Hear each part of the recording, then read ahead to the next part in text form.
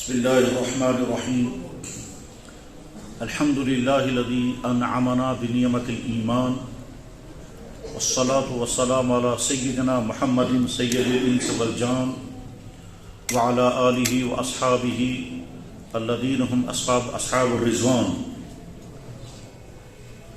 أما بعد فقد قال الله تبارك وتعالى في كتابه العظيم يمنون عليك أن أسلموا قل لا تمنوا علي إسلامكم بل الله يمن عليكم أن هداكم للإيمان وقال الله عز وجل ومن الناس من يقول آمنا بالله وباليوم الآخر وما هم بمؤمنين وقال الله عز وجل من كفر بالله من بعد إيمانه إلا من أكره وقلبه مطمئن بالإيمان ولكن من شرح بالكفر صدرا فعليهم غضب من الله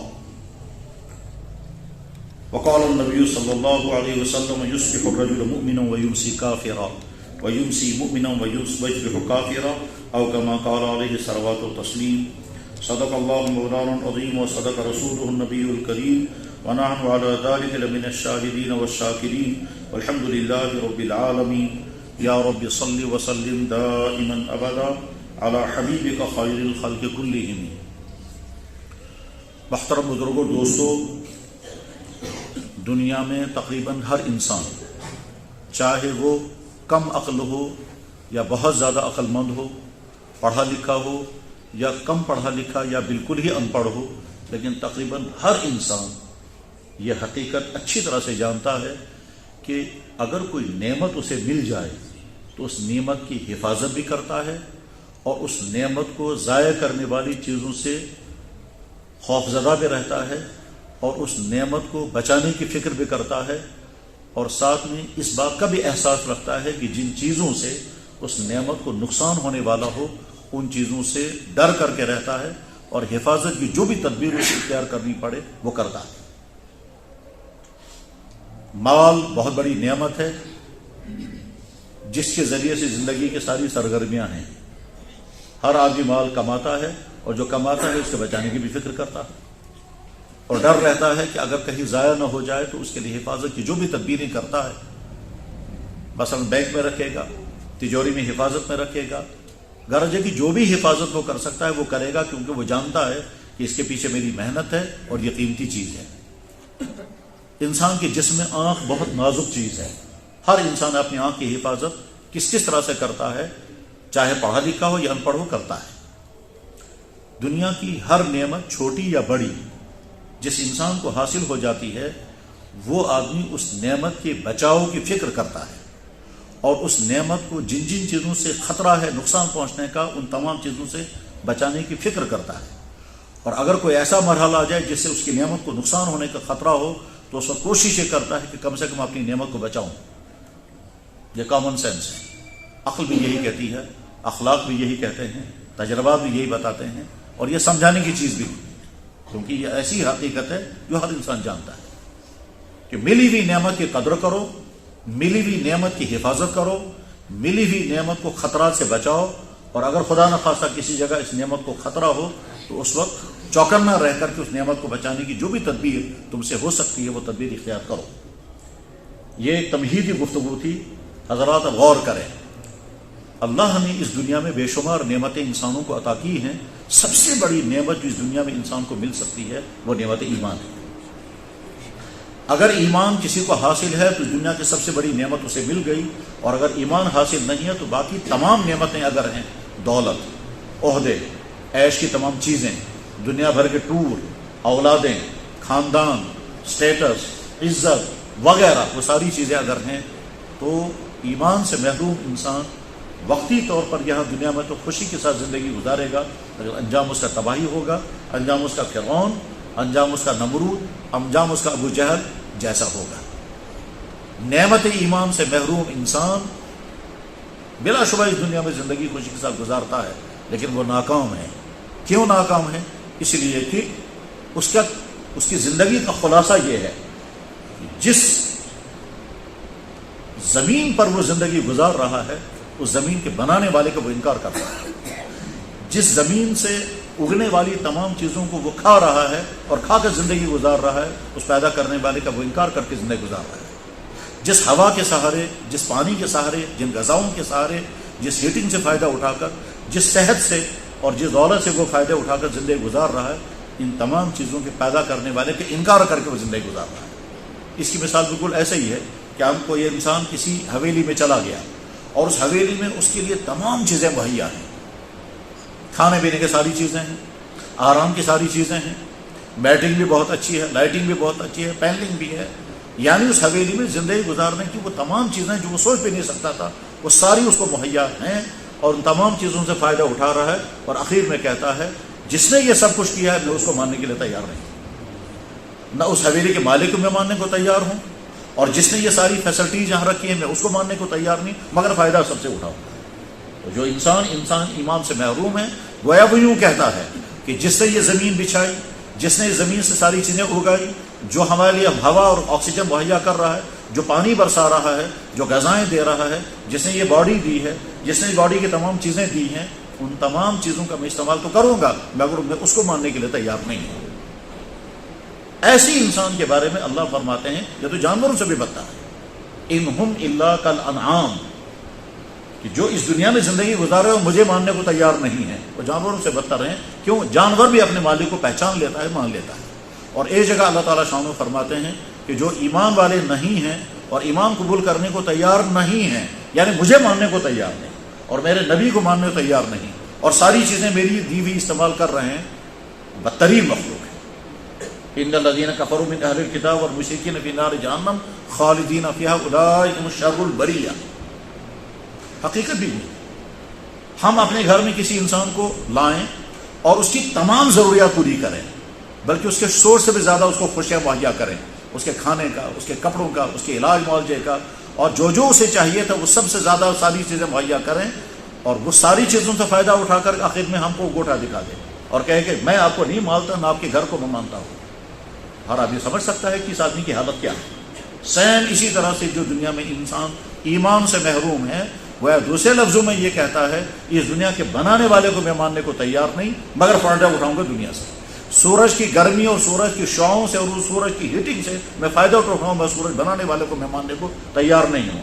زمین سے اگنے والی تمام اناجوں سے، پھلوں سے، سبزیوں سے اور تمام چیزوں سے میں فائدہ تو اٹھاؤں گا مگر پیدا کرنے والے کو میں ماننے کو تیار نہیں ہوں۔ اپنے جسم سے میں فائدہ اٹھاؤں گا مگر جسم کو پیدا کرنے والے کو میں ماننے کو تیار نہیں ہوں۔ مطلب یہ ایمان سے محروم انسان گویا بدترین انسان ہے، اور اللہ تعالیٰ فرماتے ہیں جس نے یہ کائنات بنائی، جس نے انسانوں کو پیدا کیا، اور اس کے مقابلے میں اللہ نے ہم کو ایمان عطا فرمایا، الحمدللہ رب العالمین۔ اس ایمان کی سب سے بڑی نعمت ہے، اس میں کوئی شک نہیں، اس دنیا کی سب سے بڑی نعمت ایمان ہے۔ اور اگر کسی انسان کی بات سمجھ میں نہ آ رہی ہو تو اس کو چاہیے کہ غور کرے، اور اس کو چاہیے کہ کسی آدمی جو جاننے والا ہو اس کے ساتھ مل کر کے پہلے سمجھے ایمان کی قدر و قیمت کیا ہے اور ایمان کی نعمت کس درجے کی نعمت ہے۔ جناب رسول اللہ صلی اللہ علیہ وسلم کی ایک حدیث ہے جو مسند احمد بن حنبل میں بھی ہے اور مشکوٰۃ شریف میں بھی ہے۔ اللہ کے نبی علیہ الصلوۃ والسلام نے فرمایا، طوبیٰ لمن رآنی وآمن بی، خوشخبری اور مبارک اس انسان کو جس نے مجھے دیکھا اور ایمان لایا۔ خوشخبری اور مبارک اس انسان کو جس نے مجھے دیکھا اور ایمان لایا۔ مگر ظاہر ہے ہم اس کیٹیگری میں نہیں آ سکتے۔ اس کے بعد اللہ کے نبی نے فرمایا، وطوبیٰ سبع مرات لمن لم یرانی وآمن بی، 7 مرتبہ خوشخبری اس انسان کو جس نے مجھے دیکھا تو نہیں ہوگا اور پھر بھی کہتا ہوگا میرا نبی محمد رسول اللہ، تو ہم اعلان کر کے کہتے ہیں کہ ہمارا نبی محمد، حالانکہ ہم نے ان کو دیکھا نہیں ہے۔ تو نعمت ایمان ہمیں حاصل ہے الحمدللہ۔ اس کے بعد ہم چند چیزیں سمجھنے کی ہیں اور بہت ذمہ داری کے ساتھ وہ سمجھنے کی۔ کیا؟ نعمت ایمان ملنے کی مختلف شکلیں ہیں۔ شکل نمبر 1، بغیر قربانی کے آسانی کے ساتھ ایمان کی نعمت مل گئی اور بڑی قربانیاں لگی، بعد میں ایمان کی نعمت ملی۔ جن بھائیوں کو اللہ تعالیٰ شانہ ایمان کی دولت عطا کرتے ہیں اور کفر سے نکل کر ایمان کی طرف آتے ہیں، ان میں سے بے شمار انسانوں کو بڑی قربانیاں لگتی ہیں، بعد میں وہ ایمان کی دولت ملتی ہے، اور وہ تب سمجھ میں آئے گا کہ جب ہم ایسے لوگوں سے ملیں، ان کے واقعات سنیں، ان کے حالات معلوم کریں، تب پتہ چلے گا کہ ان کو کیا کیا جھیلنا پڑا، کیا کیا سہنا پڑا، کیا کیا برداشت کرنا پڑا، کن کن چیزوں سے ہاتھ دھونے پڑے، اور نعمت ایمان تک پہنچنے کے لیے ان کو کیا کیا کرنا پڑا، تب کچھ سمجھ میں آ جائے گا۔ لیکن اس کے بغیر یہ بات سمجھ میں آنے والی نہیں ہے کہ کہ نعمت ایمان کو پانے کے لیے ان کی قربانیاں کس درجے کی ہیں. اور جتنے میرے بڑے بڑے بھائی پڑھے لکھے بھائی ہیں اور پڑھنا چاہیں گے وہ ضرور اس طرح کا لٹریچر پڑھیں کہ وہ تمام لوگ کہ جو کفر سے نکل کر ایمان کی طرف آتے ہیں ان کو کیسی قربانیاں دینی پڑتی ہیں, کن کن حالات سے ان کو گزرنا پڑتا ہے, کیا کیا سہنا پڑتا ہے, تو سمجھ میں آ جائے گا کہ ایمان کے لیے قربانی دینے کے معنی کیا ہوتے ہیں. اور ایمان ملنے کی دوسری شکل یہ ہے کہ کوئی قربانی نہیں لگی, مفت میں بغیر کسی درخواست, بغیر کسی مطالبے, بغیر کسی ڈیمانڈ, بغیر کسی ریکویسٹ کی ایمان کی دولت مل گئی اور ہم سب اسی میں شامل ہیں کہ اللہ نے ہم کو بغیر کسی قربانی کی ایمان کی نعمت اور ایمان کی دولت عطا فرمائی. اور طریقہ یہ ہے کہ ایمان والے کے گھر میں ہم کو پیدا کیا, گھر کے اندر ایمان کی نعمت ملی. بالفرض اگر ہم میں سے کوئی شخص کسی ایسے گھر میں پیدا ہوا ہوتا جہاں دولت ایمان نہیں ہے تو ہو سکتا ہے زندگی کی تمام خوشیاں ہمیں مہیا ہوتی پر ایمان سے محروم ہوتے, ویسے ہی جیسے دنیا کے اربوں انسان, 5.5 ارب انسان دنیا میں ایمان سے محروم, تو ہم بھی اس میں ہو سکتے ہیں. اور ہو سکتا ہے ہم بڑی خوشیوں کی زندگی گزارتے, عہدے ہوتے, دولت ہوتی, عیش کی ساری چیزیں ہوتی, اولادیں ہوتی, ساری چیزیں ہوتی, پر ایمان سے محروم زندگی گزارتے.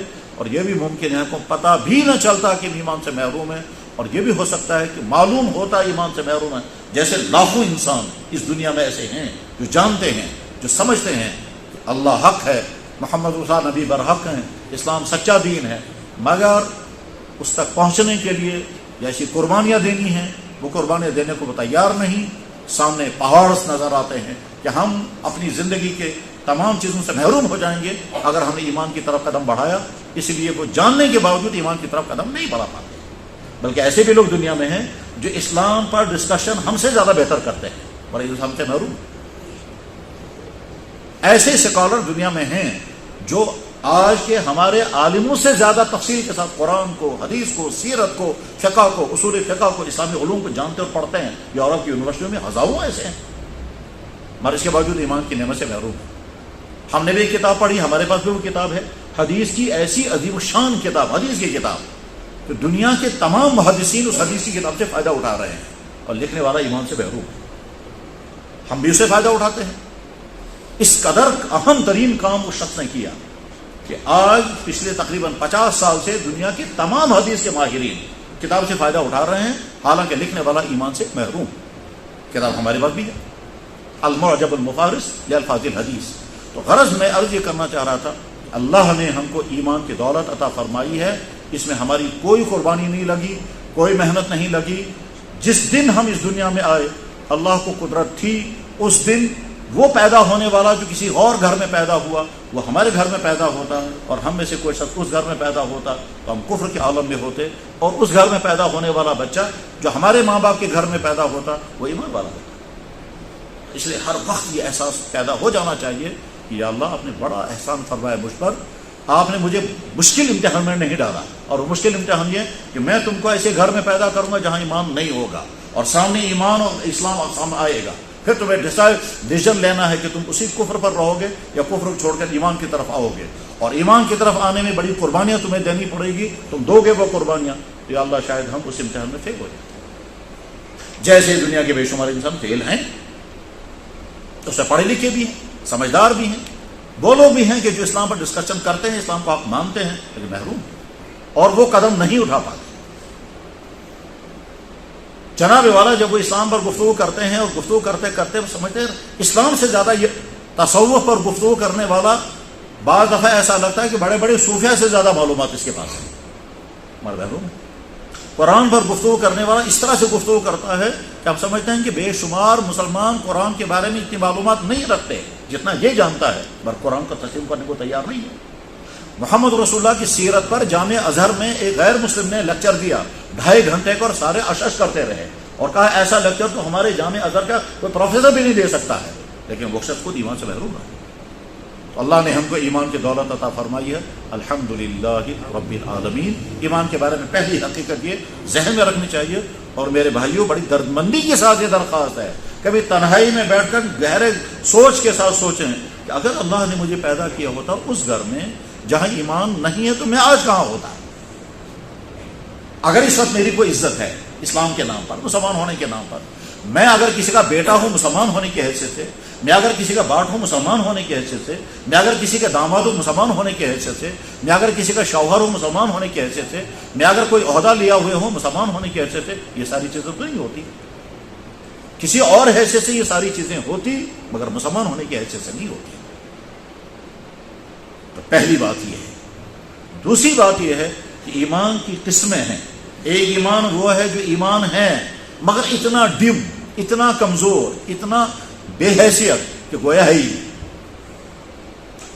کیسے پتا چلے گا ایمان اتنا کمزور ہے؟ جواب: جو ایمان انسان کو اللہ کے ڈر میں نہ ڈبو سکے، جو ایمان انسان کو اللہ کی نعمتوں کا احساس نہ کرا سکے، جو ایمان انسان کی آنکھ کو کنٹرول نہ کر سکے، جو ایمان انسان کے ہاتھ کو غلط کرنے سے کنٹرول نہ کر سکے، جو ایمان انسان کو دکان پہ بیٹھ کر غلط تولنے سے نہ روکے، جو ایمان انسان کو دفتر میں غلط سائن کرنے سے نہ روکے، جو ایمان انسان کو رشوت کھانے سے نہ روکے، جو ایمان انسان کو کسی ایسے کے پیچھا کرنے سے نہ روکے جس کا پیچھا اسے نہیں کرنا چاہیے، جو ایمان انسان کو وہ چیز کھانے پینے سے نہ روکے جو نہیں کھانی چاہیے، نہیں پینی چاہیے، جو ایمان انسان کو دوسرے انسانوں کے ساتھ اس بیہیویئر سے نہ روکے جس بیہیویئر کے کرنے سے اللہ کے نبی نے منع فرمایا، وہ ایمان کمزور ہے. یہ ایمان قیامت کے دن اللہ کے غضب سے بھی نہیں بچا سکتا. جو ایمان انسان کو نماز کے لیے کھڑا نہ کرے، وہ ایمان قیامت کے دن جہنم میں گرنے سے نہیں بچا پائے گا. وہ وولٹیج جو اتنا کمزور ہے کہ لمپ نہیں جل پا رہا ہے، اس وولٹیج پر اگر ہم مشین چلانا چاہیں گے تو مشین نہیں چل سکتی، وولٹیج کمزور ہے. تو جو ایمان کمزور بھی ہوتا ہے، ایمان طاقتور بھی ہوتا ہے. طاقتور ایمان جب ہوتا ہے تو اس کی مومنانہ زندگی ہوتی ہے. مومنانہ زندگی ہوگی، اس کی عبادتیں بھی صحیح ہوں گی، اس کا اخلاق صحیح ہوگا، وہ جہاں ہوگا وہ رحمت بنے گا. یہ آفس میں ہوگا تو ظالم نہیں بنے گا، یہ آفس میں ہوگا تو کام چور نہیں ہوگا، یہ آفس میں ہوگا تو غلط پیسہ نہیں کمائے گا، یہ دکان پر ہوگا تو فراڈ نہیں کرے گا، یہ بزنس میں ملاوٹ نہیں کرے گا، یہ غلط ریٹ نہیں لگائے گا. یہ جہاں ہوگا مومنانہ زندگی ہوگی. یہ ہر وقت سمجھتا ہے میرا اللہ مجھے دیکھ رہا ہے اور میں اللہ سے چھپ نہیں سکتا ہوں. تو اللہ کے کیمرے میں رہ کر کے زندگی گزارنے والا یہ مومن زندگی. اس مومنانہ زندگی میں کرنے والے سارے کام یہ انجام دے گا، اور کوتاہیاں ہوں گی تو معافی مانگتا رہے گا، اور بچنے والے تمام کاموں سے بچے گا، اور بچتے غلطی ہو جائے گی تو اللہ سے معافی مانگے گا. ایمان طاقتور بھی ہوتا ہے، ایمان کمزور بھی ہوتا ہے. طاقتور ایمان کی نشانیاں کچھ اور ہیں، کمزور ایمان کی نشانیاں کچھ اور ہیں. طاقتور ایمان کی ایک آسان والی مثال میں سمجھاتا ہوں، ورنہ ہزاروں مثالیں ہیں.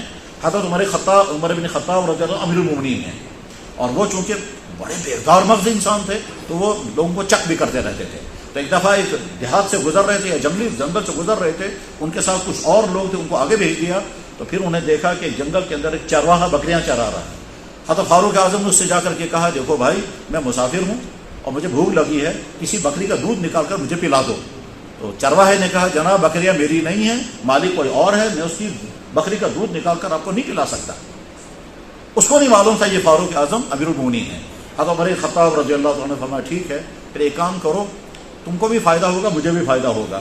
میں تمہیں پیسہ دیتا ہوں، یہ بکری مجھے بیچ دو، پیسہ تمہیں مل جائے گا، بکری مجھے مل جائے گی. میں بکری کا دودھ نکال کر کے پی لوں گا تو میرا کام بھی بن جائے گا اور تم کو مفت میں پیسہ مل جائے گا.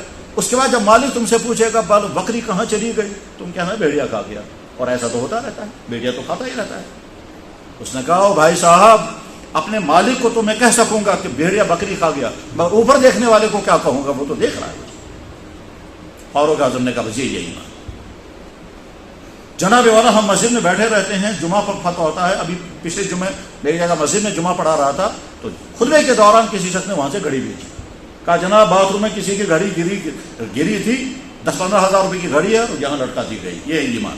تو ایمان جب پختہ ہوتا ہے تو اس کے نتیجے میں انسان کی زندگی مومنانہ زندگی ہوتی ہے، اور ایمان جب کچا ہوتا ہے تو اس کے نتیجے میں کچھ اور زندگی ہوتی ہے. تو ہر شخص کو فکر کرنی چاہیے اپنے ایمان کو مضبوط کرنے کی. اور ایمان کے سلسلے میں تیسری اہم ترین بات جو سمجھنے کی ہے وہ یہ ہے کہ ایمان بہت نازک ہے، اور ایمان کے معاملے میں دو طرح کی غلط فہمیاں پائی جاتی ہیں. بعض دفعہ انسان سمجھتا ہے میں اگر یہ کروں گا تو اس سے کچھ نہیں ہوگا، میں اگر یہ بولوں گا تو اس سے کچھ نہیں ہوگا، میں اگر یہ کروں گا تو اس سے کچھ نہیں ہوگا. اور ایسا بھی ہو سکتا ہے وہ کرنے سے اور وہ بولنے سے ایمان چھن چکا ہوگا. اس لیے ہر ایمان والے کو سمجھنا چاہیے میں کس فنکشن میں، میں کس ادارے میں، میں کس اصول میں، میں کس جگہ کیا کیا کر رہا ہوں، کیا کیا بول رہا ہوں، کیا کیا کر رہا ہوں، کہیں ایسا تو نہیں ہے کہ ان چیزوں سے میرا ایمان چھن چکا ہو. اور اللہ تعالیٰ شاہ نے اس کی وارننگ دی کہ ایسا ہوگا. اللہ کے نبی علیہ السلام نے فرمایا کہ یصبح الرجل مؤمنا ویمسی کافرا، صبح کو آدمی مومن ہوگا، شام کو کافر ہوگا. اس لیے ہر آدمی کو غور کرنا ہے کہ جو میں کر رہا ہوں یا کرنے جا رہا ہوں یا مجھ سے کروایا جائے گا تو وہ کرنے سے میرے ایمان کو کہیں نقصان تو نہیں ہوگا. اس سلسلے میں کچھ چیزیں ایسی ہیں جن کے بارے میں لوگ سمجھتے ہیں شاید اس سے ایمان ختم ہوگا، حالانکہ اس سے ایمان ختم نہیں ہوتا. اور کچھ چیزیں ایسی ہوتی ہیں جن کے بارے میں لوگ سمجھتے ہیں اس سے کچھ نہیں ہوگا، حالانکہ اس سے ایمان ختم ہو جاتا ہے. تو ہر ایمان والے کو اس بات کو سمجھنا ہوگا کن کن چیزوں سے ایمان کو نقصان ہوتا ہے اور کن کن چیزوں سے ایمان کو نقصان نہیں ہوتا. اور جن چیزوں سے ایمان کو نقصان ہوتا ہے ان چیزوں کے کرنے، ان چیزوں کے بولنے میں ایمان والے کو خود ہی فیصلہ کرنا ہے. میں کروں گا تو ایمان چھنے گا اور نہیں کروں گا تو قربانی مجھے کیا دینی ہے. جس دور میں، جس ماحول میں، جن حالات میں، جس دائیں بائیں کی صورتحال میں ہم زندگی گزار رہے ہیں، ہر ایمان والے کے سلسلے میں چوکنا اور ہوشیار رہنا ہوگا. دور وہ ہے کہ جس دور میں تیزی کے ساتھ ایمان مل بھی رہا ہے اور تیزیوں کے ساتھ ایمان چھن بھی رہا ہے. ایمان مل رہا ہے کہ معنی یہ ہے جس تیزی کے ساتھ دنیا میں ایمان کی طرف لوگ آتے ہیں، حالانکہ مسلمانوں کی طرف سے کہیں کوئی محنت نہیں، نہ مسلمانوں کا کوئی فورم کوئی کام کرتا ہے، نہ کوئی فرد کام کرتا ہے، لیکن اسلام خود انسانوں کو اپنی طرف کھینچتا ہے.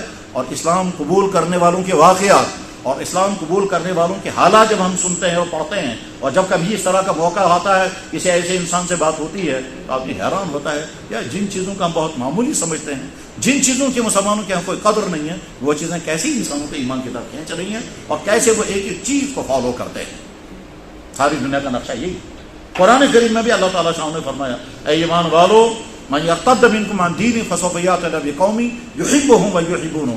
اے ایمان والو اگر تم ایمان پر جمنا نہیں چاہتے، میں ایسی قوم لاؤں گا جو تم سے زیادہ اچھے ہوں گے. تم ہٹ جاؤ، تمہیں کسی اور راستے پر جانا ہے جا سکتے ہو، اور میں نئے اسلام میں داخل کروں گا. ان کو مجھ سے محبت ہوگی، میرے دین سے محبت ہوگی، میرے دین پر چلتے ہوئے ان کو کوئی شرم نہیں آئے گی، ان کو کوئی تانا دے گا تو ان کو پرواہ نہیں ہوگی. لا یخافون لومۃ لائم. اس کون کیا بولے گا ان کو اس کے پرواہ نہیں ہوگی، وہ تو خوش ہو. چنانچہ میرے بھائیوں، دنیا بھر میں جو بھی اسلام قبول کرتے ہیں ان کی کیفیت آپ دیکھیں کیسے ایک ایک چیز کو وہ خوش ہو کر کے عمل کرتے ہیں. ہزاروں واقعات دنیا میں روزانہ ہوتے ہیں. ابھی پچھلے ہفتے اسی کشمیر کا لڑکا مجھے ملا جو اس وقت کشمیر میں نہیں ہے، وہ کوئی جاب کر رہے ہیں ہالینڈ کے اندر، اور جب بھی کشمیر آتے ہیں مجھ سے ضرور ملتے ہیں، میرے جاننے والوں میں ہیں. ان کے ہاں کھانا بھی ہم نے کئی دفعہ کھایا، مجھ سے بھی ملنے کے لیے آئے. ابھی پچھلے ہفتے جب آئے وہ اسی شخص نے مجھے واقعہ سنا. کیا لگا؟ جی ہم ایمسٹرڈم کی جامع مسجد میں جمعہ پڑھنے کے لیے گئے. وہاں امام صاحب نے خطبہ دینے کے بعد نماز سے پہلے اعلان کیا کہ ایک صاحب پچھلے ایک ہفتے سے مسلسل مجھ سے فون پر رابطہ کیے ہوئے ہیں اور وہ کلمہ پڑھنا چاہتے ہیں. اس کے بعد ایک بوڑھے انسان کو جو تقریباً 90 برس کے قریب تھا اس کو ویل چیئر پر لایا گیا اور محراب کے قریب پہنچایا گیا. ڈچ خاندان کا انسان ہے اور اس نے 90 کی عمر کے آس پاس میں اس نے کلمہ پڑھا. اس کو پہلے کلمہ بھی ادا نہیں ہو رہا تھا، مسلمان بنا، اور مسلمان بننے کے بعد اس نے کہا اتنا کہا مجھے ساری زندگی میں اتنی خوشی کبھی نہیں ہوئی ہے جتنی آج ہوئی. اس کے بعد لوگوں کے ساتھ جمعہ پڑھا. ظاہر جمعہ تو اس کو نہیں آتا تھا، وہ کھڑا ہو گیا، وہ ویل چیئر پر رکھا گیا اسے، اور ویل چیئر کے بعد پھر لوگوں نے اس کو مبارکباد دی. مبارکباد دینے کے بعد جب اس کو واپس چلے جا رہے تھے ویل چیئر کے بعد اپنے گھر پہنچا تو جان نکل گئی. کہہ رہا تھا جیسے 2.5 گھنٹے وہ مسلمان رہا ہے.